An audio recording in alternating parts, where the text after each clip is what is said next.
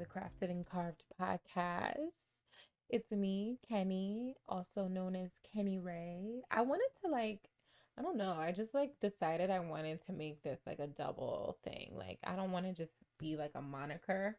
I wanted to be like a double name. Like Kenny was cute, but like I wanted to, add a little something to it. So now we're doing Kenny Ray. We may go back to Kenny. I'm just gonna call myself whatever I feel like, because it's me. Like I'm me. So I'm just gonna do whatever feels good.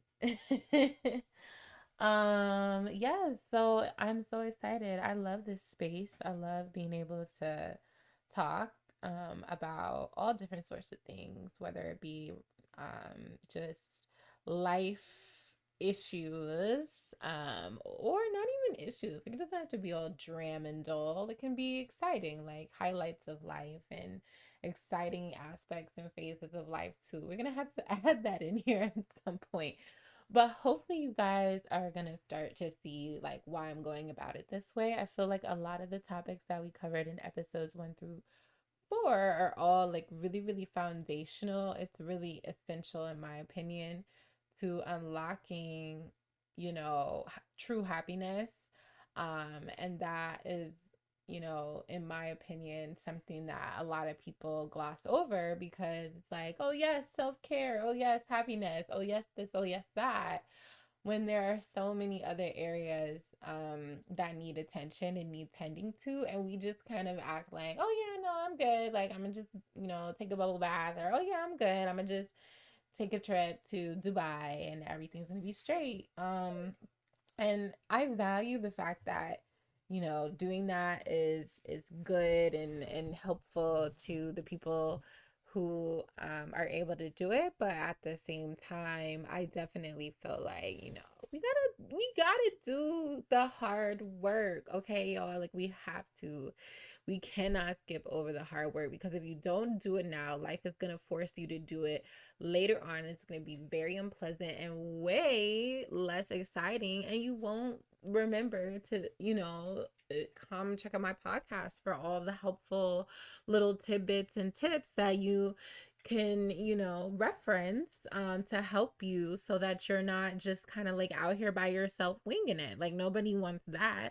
So yeah, I'm really excited about today's episode, y'all. It is all about letting go of karma and this idea that what goes around comes around, which invariably is true. Like no matter how you swing it, that is absolutely true. It's based in biblical principles, also obviously affectionately known as the law of attraction. um but it's true, what goes around absolutely does come around. Um, but as individuals who are trying to, hopefully, I hope y'all are on the same tip, but as individuals who are hopefully trying to um, dive deeper into the important phases of life and get away from like the petty and the like drama and the nonsense, attaching yourself to someone else's karma, wishing for, what goes around comes around to somebody else, or even like getting so caught up with the notion that you have a really difficult time letting go of your own past because you feel guilty and you feel like your past is going to catch up to you. And so this episode really and secretly is about forgiveness and how important it is that each and every single one of us is able to embrace forgiveness, understand how valuable it is to like be able to forgive someone and to be able to forgive yourself, and just diving into why forgiveness can literally unlock so many blessings and good things and just a better all around life. Yes. So, woo, y'all, let's go. um, so yeah, like I was sharing with you guys, when I was introducing the topic, this idea of karma is very popular. It's rooted in all sorts of different, spirituality, belief systems, right? Like what goes around comes around, the law of attraction, cause and effects. I mean, it's a very like scientific yet non-scientific concept, right? Like this is just like facts.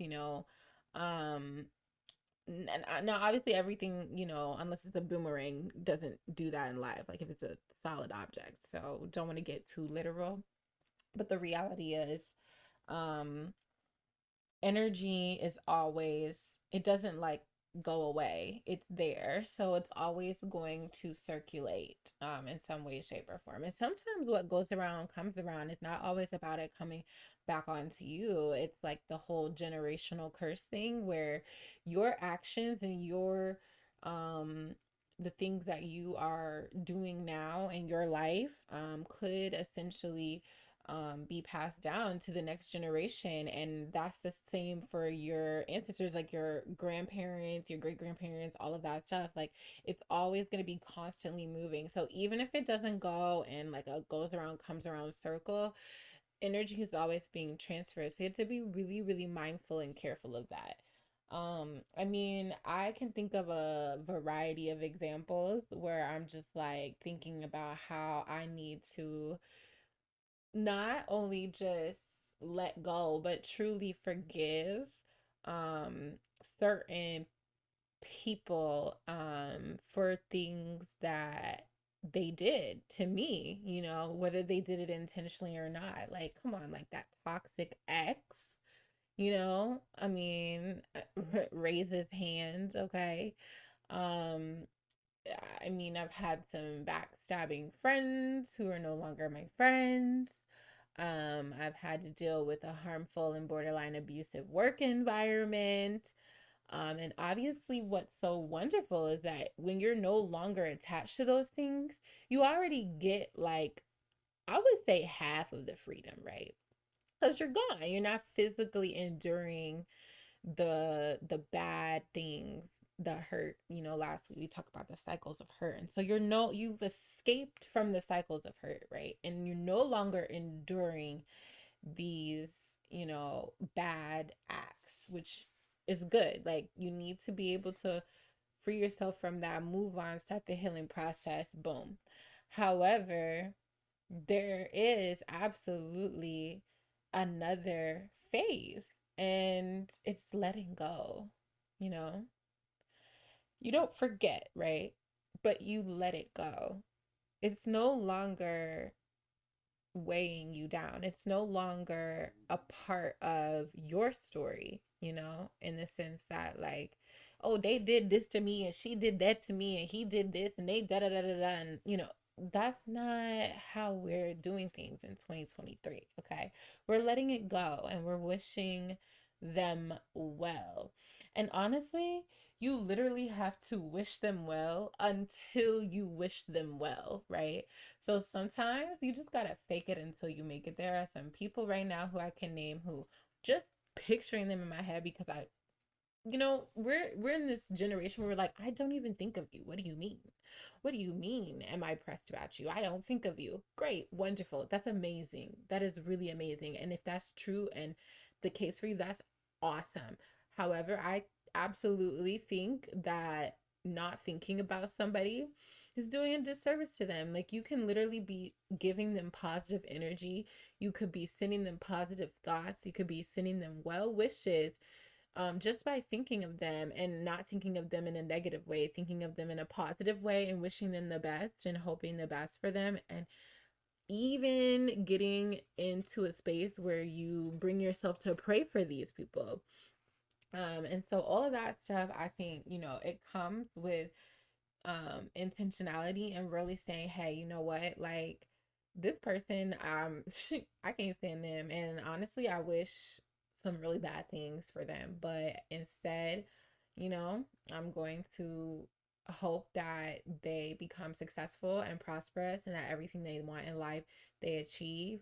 I really hope and send them all the, health and viability if they're struggling with anything that may have even caused them to behave the way they behave. I really hope and pray that those things are removed from their life and that they will be able to live in peace. Like, you literally have to speak positivity and spew positivity to overcome the negativity. Because there's that one quote that um, I don't know where it comes from, but I'm sure we've heard it before in a movie or something like that. It's an old saying where it's like unforgiveness is like taking a poison and expecting the other person to die. So even if you are not consciously spewing hate towards someone, the fact that you have not forgiven them, the fact that you have negative thoughts associated with this person that you have not been able to turn into something positive due to unforgiveness. I'm not saying negative thoughts is like a sign of unforgiveness, but it can be a symptom. And if you don't check it, you literally could be poisoning your own, you know, your own being, I guess, or your own destiny, your own path. You could be harming yourself more than anything. So you have to forgive. You have to get into that space where you're starting to practice forgiveness, because it doesn't just come overnight when you say, "Oh, I forgive that person." Like, you literally have to practice forgiveness. And when you feel yourself starting to say, "Oh, I can't stand," just, "Oop, okay. Yes, but at the end of the day, I just really pray that this person is doing well and that they're okay and that, life is good for them. And I really hope the best for them." Like, you just have to catch yourself and just be in that discipline until it gets better and better and better every time. And it will. And it really will. And you really will have forgiveness. And the next time you see them, you'll be smiling at them and they're going to think you're crazy, right? But it's going to be great, right? Because you're going to be in such a better space already, because that forgiveness, the forgiveness that you were able to give to them is going to unlock blessings for you. And so by the time you see them again, you're going to be in your blessing, you're going to be in your breakthrough, and you're going to be in your place of abundance. And so you'll have no other reason to do anything but smile, but to spread love, but to spread positivity. I'm claiming all of that, for all of us, honestly, because I know that it definitely is hard. And to that point, it's just interesting. I've watched a couple of videos of some different celebrities, some people who I'm sure most of us are familiar with, and to each their own on your opinion of these particular individuals. But one thing you can't deny is the level of success. And I was listening to Oprah specifically talk about, right before she did the movie The Color Purple. I was listening to her talk about how right before that, she literally was, having this unforgiveness in her heart towards this one particular woman. And she just kind of felt something in her spirit. And it caused her to call this woman up and forgive her. And then right after that, she got the role for Color Purple. And I don't know if many people know Oprah's story, but obviously, yes, she was already in radio and television, but it wasn't until that her Color Purple um um acting gig that, like, she blew up, and the show blew up to the level that it blew up, and she started getting all of these incredible guests and opportunities. And of course, now she is who she is today. And it kind of like was her own way of saying that unforgiveness, and then overcoming that unforgiveness was the key that unlocked the door to all the blessings that were assigned to her and were destined for her. And Tyler Perry has a very similar story where he had unforgiveness in his heart. I want to say it was towards his father or at least a family member. And so it was a very similar scenario where, right after he forgave his father, he got his first big break as well. And so I just think that those are some really amazing examples and tangible examples. Obviously, just because you forgive doesn't mean you're going to become the next Tyler Perry or the next Oprah. that may or may not be your assignment, that may or may not be your destiny. But the truth I can say is that I truly believe that God does have something really big, wonderful, and abundant in store for each and every one of us. And I absolutely think that if you're harboring unforgiveness in your heart, there's no way that that is going to be able to be unlocked for you. Um, and there's so much biblical proof and truth to kind of, back that up. So just something to think about, absolutely, to pray over if you know walk in a spiritual walk. Forgiveness is not always something that is like super religious, but it absolutely is spiritual in the sense that when you make that act, it is an act of faith, and you have to believe that in doing this, um your heart posture of forgiveness is going to create more room for you to receive, right? So, like, holding on to something takes up space in your life, but when you let it go, it allows for room for more to come into your life, right? Um, so sometimes forgiveness is not always going to look like, hey, like I've moved completely on, I'm over this, I'm that. Not necessarily that, but you're letting go of the negativity specifically. You do not have to go back to that thing that harmed you and take it in and, love on it and be, connected with it in the same way.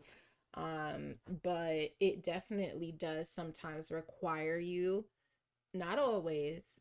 Every situation requires abundance of discretion. Talk to your friends and family, your support system, depending on the situation, especially if it's a scenario where somebody was physically abusive or verbally abusive to you. You don't always need to go back in person to extend forgiveness. But just because some scenarios are excused, it doesn't mean that that counts for all. Sometimes you do need to go back and talk to a particular individual, like take them out to lunch or coffee, just tell them you love them, even when you don't. Um, just like spewing positivity creates more positivity in your own life. So, like, loving creates more love, loving creates more light, like light creates more light. Send them a letter in the mail, email something. And if anything, just, say a little prayer, write a little note in your journal, just something to start that positivity wheel and get that going. I think is definitely gonna um be one of the ways that you can go ahead and activate that for yourself. um I did want to share two verses. The first one is from Matthew 18:21 and 22. Now, y'all are probably really familiar with this verse, or you may not be. This is like the cliche verse on forgiveness, but I'm going to read it anyway because it's just like, it's so good. Like, you can't talk about unforgiveness and not read this verse, right? So, this is Peter and Jesus having a conversation. So, verse 21 is simply saying, Then Peter came to Jesus and asked, Lord, how many times shall I forgive my brother or sister who sins against me? Question mark. Up to 7 times? Question mark.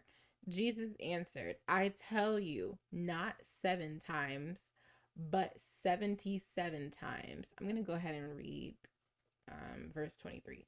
Therefore, the kingdom of heaven is like a king who wanted to settle accounts with his servants. 24. As he began the settlement, a man who owed him 10,000 bags of gold was brought to him. Since he was not able to pay, the master ordered that he and his wife and his children and all that he had be sold to repay the debt. At this, the servant fell on his knees before him. Be patient with me, he begged, and I will pay everything back. The servant's master took pity on him, canceled the debt, and let him go. But when that servant went out, he found one of his fellow servants who owed him 100 silver coins. He grabbed him and began to choke him and said, Pay me back right now what you owe me. Okay. Y'all know I get dramatic with this. So I'm all the way at verse 29. His fellow servant fell to his knees and begged him, "Be patient with me, and I will pay you back." But instead, the servant refused. He went off and had the man thrown into prison until he could pay the debt. When the other servants saw what happened, they were outraged and they told the king everything that had happened. And the master called the servant in. "You are a wicked servant," he said. "I cancel all that debt of yours because you begged me to. Shouldn't you have had mercy on your fellow servant just as I had on you?" In anger, his master handed him over to the jailers to be tortured until he could also pay his debt back. This is how the Heavenly Father will treat each of you unless you forgive your brother or sister from your heart. Whew. Okay, y'all. I don't want to spend a whole lot of time unpacking that because I think it's actually very straightforward, right? The first part of the verse is literally Jesus saying that you don't need to just forgive 7 times, but 70 times 7, which is like 490 or something like that. Oh no, no. It just says 77 times. Lord Jesus, I'm over here doing extra math. Anyway, it's a lot of times, okay? 77 times is a lot. Um, and the reality is, um, it's him exaggerating, right? But he's trying to make a point that forgiveness is so important. You don't just forgive one, and he's talking a man. So this is not your entire life you forgive 77 times. No, this is one person. So that means that you should be constantly forgiving, no matter what the circumstances are. And it doesn't end, based on, if somebody did something, so a certain person did something to you one time and they messed up, and you got to keep forgiving them, based upon this verse. And then the latter portion, that whole parable about the king and the servant, it's very telling, right? Because at the very end of that verse, Jesus says, "This is how my heavenly Father will treat each of you unless you forgive your brother or sister from your heart." And essentially, I feel very strongly that this verse is saying that forgiveness is not optional. Okay, like it's saying that forgiveness is required. It is a requirement. It is not something you get to cherry pick over and say, if I feel like it. No, it is a requirement, because if you do not forgive, it's essentially saying that, you know God not will won't throw you in physical jail, but he is going to um take back his blessings. He's going to take back the promises and the blessings and the gifts that um are destined to be yours because of his love for you. And um all of that simply because you refuse to forgive. So I say all this to say, definitely don't step on your own feet. Don't make it harder on yourself just because you have some pride in your heart, or hurt or pain or something in your heart for something somebody did. It's a hard thing to do, but you have to work on it consistently, just like anything else. It's not going to be an easy thing for everybody to just wake up, forget, and forgive, especially if it's something that you're not used to, or if it's something that you do not feel or never felt was necessary in order to have a good life and a positive life. Imagine how many people in this world think that things are happening to them because, it's just happenstance or coincidence, when in reality, calamity falls on them because they have unforgiveness in their heart, or because, they just refuse to acknowledge that unforgiveness is a valuable part of being able to, progress into that next level in life. Like, can you just imagine? So, y'all better thank me, because I'm giving y'all all the keys and the tools and the information, okay, for success. Um, so this next verse is Leviticus 19:17 through 18, and it just says that you shall not hate any of your kindred in your heart.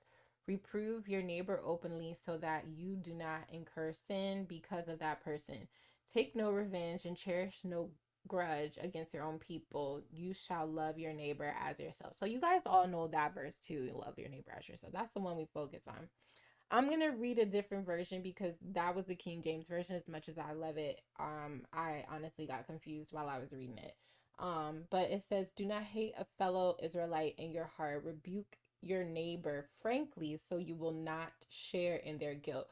Do not seek revenge or bear a grudge against anyone among your people, but love your neighbor as yourself. I am the Lord." So whenever a verse ends with "I am the Lord," that is a command. And we're talking about Leviticus, which is literally like the law. Um, so anyway, that's church for us today. For all of you who care and find that to be important nourishment for your daily activity and how you want to govern your lives.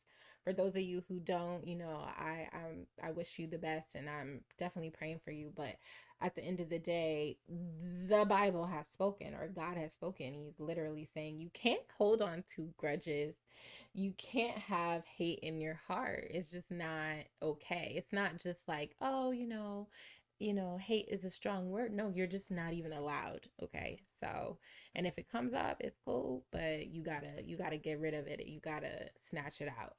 Um, so yeah, it's definitely all about the heart posture, and that is something that I think we all kind of have to strive to work on that every single day.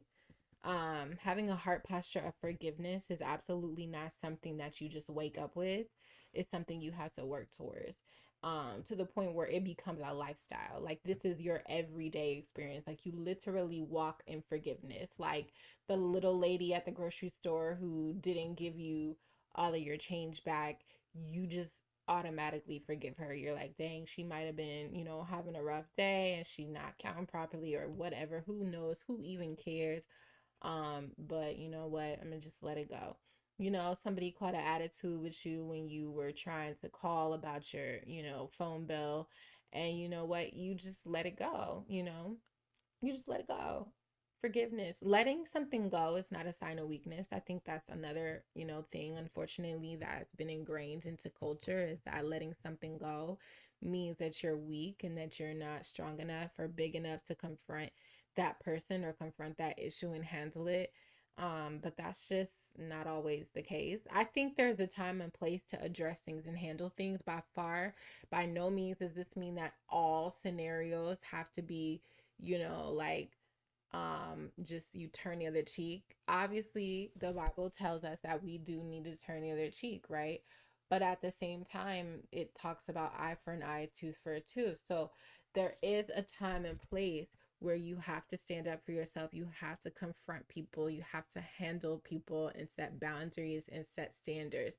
But at the end of the day, it has to be done in a manner that is pleasing to the Lord. And it has to be done with a heart of forgiveness. So it can't be done out of spite. It can't be done, well, let me give you a piece of my mind. And, it can't, and it can't be, well, that's why you this, and that's why I hope you this. And no, it can't be done with the attitude of karma, spite, hate, any of that stuff. So I think it definitely starts with, um, just checking your heart posture, making sure you have an understanding of what that looks like for yourself, and just knowing where you are in that space. Um, so I had a few things that I wanted to, share with you guys in terms of how you can kind of start your forgiveness journey, especially if you're like totally lost or this is a new concept, or even if it's not a new concept, it just seems too difficult. Like I said, you do have to start small. And I gave those examples of the grocery store clerk and things like that. If there's somebody who cut you off on the highway or whatever, like, start small with that and just monitor your anger, right? Just monitor your anger levels so that you can then start to kind of pay attention to what it is that you react to and the things that, that really upset you. Because I mean, that's valid. At the end of the day, it's always going to be valid. They upset you. So just kind of I would start there. So I guess that would be kind of like step one, right? Just analyzing your reactions a little bit closer, and starting small. Um, then the next step would just be to take um some time to find space for empathy. Empathy is really hard, especially when you don't know a person. So I would start with scenarios where it's people you do know, and try to stop going about life thinking that everybody thinks the same way as you and views the world the same way as you, or that they should, right? So that if they don't view this world the same way as you, you're thinking to yourself that they should. And that's just, you have to let that go, okay? Everybody has a different life experience. I don't even care if you guys grew up in the same neighborhood or in the same household. Everybody's life experience is completely different. And so they are not going to view the world the same exact way as you. Certain things came into their life space that did not come into your life space, or vice versa, that contributed to the way that they think, the way that they view you, the way they view themselves, the way they view society. And it doesn't mean that it is wrong. It does not mean that it is wrong. It literally just means that it is different. Now, obviously, there are some things that are just societally, we all agree are problematic and wrong. And I'm talking about on a global societal, like, we all think that, you know, killing an innocent person is wrong for the most part. Golly, sometimes we can't even agree on that. But all these, killings of unarmed Black people. But the reality is, the majority, in terms of society, we take issue with that.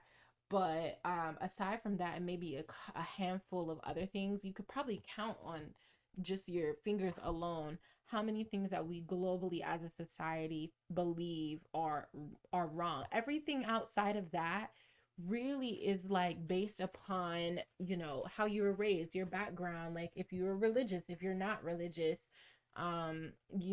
which things you value most in terms of like life and politics and all of that stuff. So just because it's different doesn't mean it's wrong, doesn't mean there's more or less significance to it. And I think that when you can do that with people, right? So you're talking to your mom, you're like, dang, you know what? My mom did grow up in a military household. So as much as I wish that she would have been more nurturing, more loving, and I take that personally, or, sometimes I want to fault her for the way that I need so much attention and nurturing and affection from outside individuals. The reality is, she grew up in a household that didn't have that. And like, you know, she didn't mean to do that. I don't need my mother to tell me that.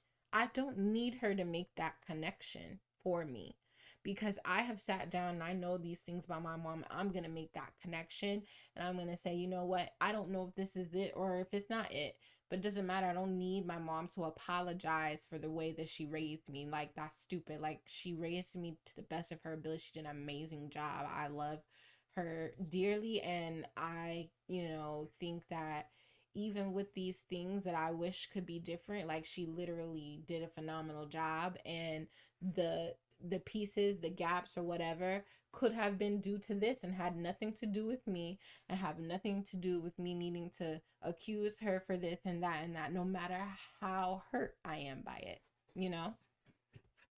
But it also may depend, because this actually may be more challenging for you, than it was for me. Sometimes it is really difficult to, when you're so hurt and the hurt is really deep, it is really hard to empathize and see. Now, that wasn't the case, right, with the example I just gave, but in other situations, it may be really, really difficult to see the other person's perspective, and to empathize with some of their some of the things about them, and how that could have affected them and made them feel and made them just into the person they are today. And so I do understand that that may be actually more challenging. Um, so maybe you do start small, even with empathy as well. Um, I give people random backstories all the time. Like, I don't harp on it too long, but obviously it's like I don't know this person. But when somebody at the grocery store is rude to me or they bump into me and they have a snappy attitude, I just am like, you know what? Maybe I hope, I hope everything's okay, Like, I hope, everything's okay at home. I hope they have a nice marriage. I don't know what's going on there. Hope, any family members, maybe something's going on, I do that all the time because the reality is I know that there are some people who we want to just believe are just horrible people, but that is just not true. Even if they've been horrible for a really long time and it's not just a coincidental bad day, something brought them there. It could be some traumatic experience from childhood, just like anyone else in this world. Just like you or I or your neighbor, your best friend may have experienced trauma and it caused them to turn out a certain way. Joe from the supermarket, same deal. You do not know. Maybe his dad never gave him any hugs. And so now he's grown up to be cold and distant and rude, when he's giving you his, the sliced ham from the deli counter. You just have no idea. When you meet a person, it's a blank slate, it's a blank face. Okay. So you really just have to approach it with as much grace and humility as you possibly can. So, empathy is so important, and just recognizing, honestly, recognizing that you do not know the person's story, or at least you don't know their full story and what they went through before you interacted with them for the first time. Um, and yeah, I think you just have to keep it real, like, because we want grace for ourselves when we mess up. We want love, we want understanding when we mess up, and so sometimes you just have to go ahead and extend it with like this shot in the dark to people you don't even know. And then step 3, so it's 3 steps, right? Start small by monitoring your anger and your reactions. Attempt to embrace empathy and show empathy to others and people who you already have relationships with. And step 3 is set your boundaries and stick to them. But don't set boundaries based out of spite. Don't set boundaries based out of anger. Set them based out of the love you have for yourself and the love you even have for the person who may have hurt you or wronged you and made you, have the unforgiveness in the first place. Um, and so obviously we missed, a crucial step, right? Of after you show the empathy, you do actually have to further that through letting go, right? But anyway, this is just more of that 3-step process. And then maybe I guess after this third step, you can actually let go of um the anger, the need, or the get back kind of mentality, that revenge mindset. And even if it's not a revenge that you have that you intend to carry out, maybe it's just a vengeful heart, I think they say. And if you don't have, um, once that's gone from you, then you're good. But yeah, make sure you have really strong boundaries, you guys, because obviously there are some people who don't need to come back into your life. You can forgive them, but they don't need to come back into your life, or they don't need to come back into your life in the same manner that they were previously, because when they were a part of your life, they didn't honor that and they didn't cherish it the way that, they should have. And so I get that. You have to limit your access. You have to be smart. You don't just let everybody do whatever they want just because you forgive. You have to be smart. You have to be proactive. And so set those boundaries and stick to them, but do it out of love instead of spite. Okay, well, this particular episode was very short, sweet, and to the point. And I love that about forgiveness. It kind of just shows that it's not as difficult or complex or hard or challenging as sometimes we think. And I definitely believe in every single one of you listening that you can do it. And it's something that you will be able to embrace. Like, you've been doing it all your life.